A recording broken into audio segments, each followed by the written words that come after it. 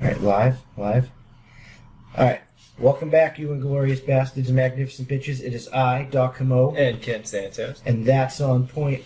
So, we finished with our technical difficulties, and we're here for another episode of the podcast.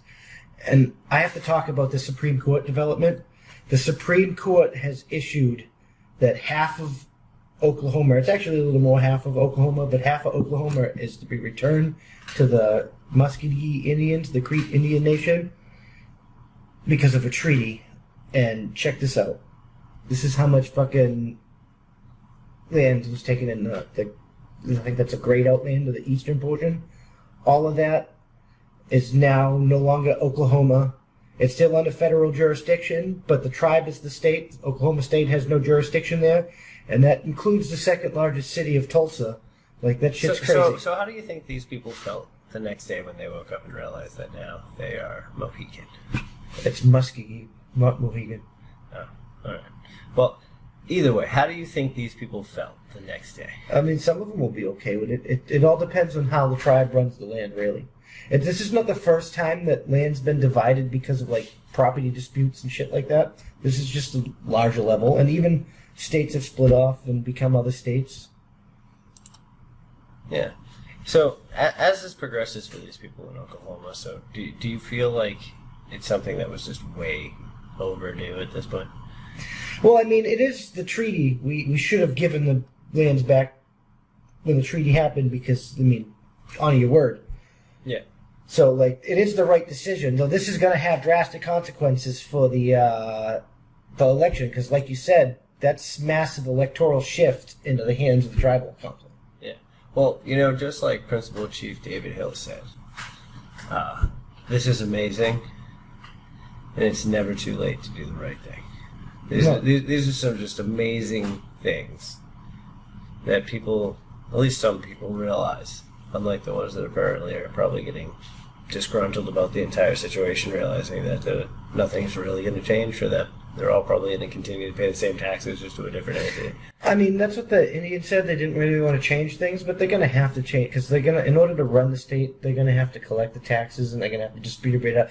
I'm more interested in, is the people going to actually own their land anymore? That is a fantastic question. I think that's one of the things all these people are probably going to be afraid of. Like, if you're giving them the land and I've purchased this land, is the country going to compensate these individuals that might want to, leave and give the Indians their land? I mean, if they don't own deed of ownership or have deed of, the states owns the land. So if they keep it the same and the people that own the houses and the land and the plots keep deed of ownership, I think that'll be good. But that's a good question because, if I owned my land and then I suddenly didn't own land, I'd be kind of pissed and want to be it's like I said, it is the right thing to do, but we're going to have to compensate people because people are going to get mad. Yeah. So the way I'm seeing it now, at least based off of the way I'm gathering, is I think they're just going to collect the taxes themselves. All of the revenue that was being created for all of those properties over the years that was originally going to the federal government and the state, and so it's still a federal territory. Well, yeah. But majority, I think, is federal. The The state's the only thing that doesn't have authority. So, the state's the only. Oklahoma is the only thing cut out. So, how is their relationship with the federal government, though, at this point?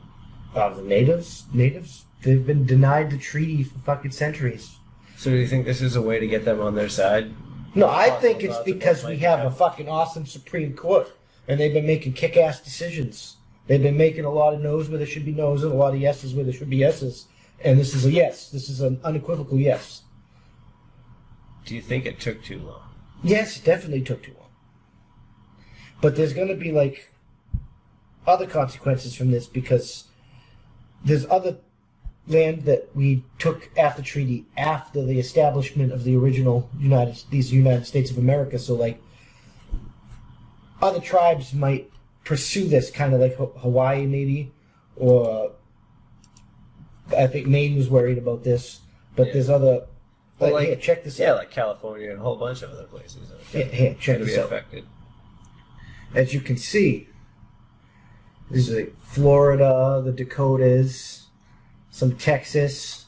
All of this can be called into question now.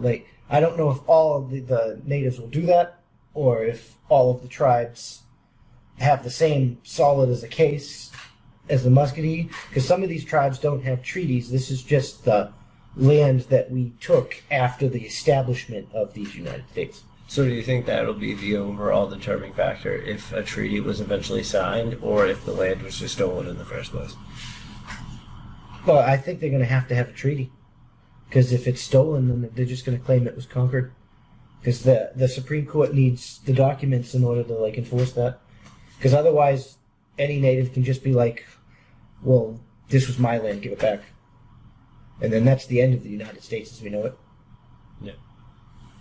Do you think this might open other doors? Yeah, like I said, the other native tribes that have treaties, they're gonna come. Well, I'm saying beyond native tribes. Would it open the door for what? Any of the other ones that fail claim. Do you feel that might be something? I mean, we they've might always deal with made because of claim, this? but the Supreme Court can't honor that claim without valid legal documents. So they have to be a treaty holder. Yeah. Well, Unless they're gonna claim agreement. Like I said, they could file war crimes, but yeah. Well, I don't know. It's all very intriguing at this point. It's one of those things, like I've said before, it's way overdue. well, depending on this could go fast if more tribes show up and they hear the case, and if more land gets transferred before the next election, that's going to have drastic consequences for this election. The electoral power is shifted. Oklahoma has 7 votes, and now it don't have 7 votes. So what do you think that's going to do based off of how voting is going to pan out now? Well, do you feel that if the tribe it's going to doesn't dramatically elect change new- something? Because weren't they originally voting in the beginning anyway? Well, if the tribes don't change elected officials, not much will change, because the electors will stay the same. But if the tribe puts their own representatives, if they hold an election and put their own state representatives into the Congress, or that's even if the tribe can have congressmen, because the tribes might not be able to have congressmen. I'm not too sure about that.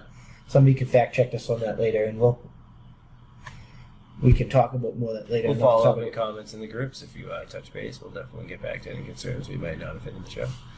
Yeah, no, definitely. So, it's crazy. This, Oklahoma might just have lost all of those votes.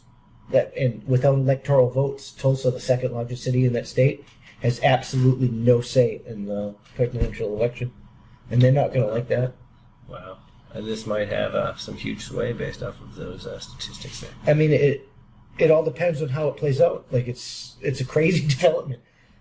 I mean, it's the right legal decision, and it came at the wrong possible time. But Hawaii got a good claim because we just went over there and we made military bases and shit. Hawaii could just be get the fuck out of here. Yeah, but a lot of their cultures and stuff like that seems to still be in place, and I think they're pissed. Yeah, I understand they're pissed and they want to limit it to a point, but a lot of the tourists... No, they want it gone. They're fucking pissed. Completely. I mean, I'm sure there's some that don't. There's always people that are divided, but as a whole, they really don't. As a community, most of them, they really don't like that because they didn't sign a treaty or anything. We just kind of went over. Yeah, but I think any place that has a large tourist population, everybody hates that lives there. Well, they can keep I live the money, someplace. but it's but they can't. All their land was taken. Well, I don't know. I think they all deserve to at least fight for it and hopefully get it back. Oh, no, I agree. But we're going to end this segment here. As always, remember, smash that like button and subscribe. Comment, post, join the groups, let us know your opinions and what you think we might need to touch on that we missed, and we'll try to talk to you later. If you like to support these fucking ugly mugs, you can go to Patreon and subscribe star. And for the first tier, $5 a month, you can pick a topic, and we're going to pick a topic at random, and one topic a month. We're actually going to talk about your topic. And if you're lucky enough, we might even bring you on and let us know how it goes. And that's on point.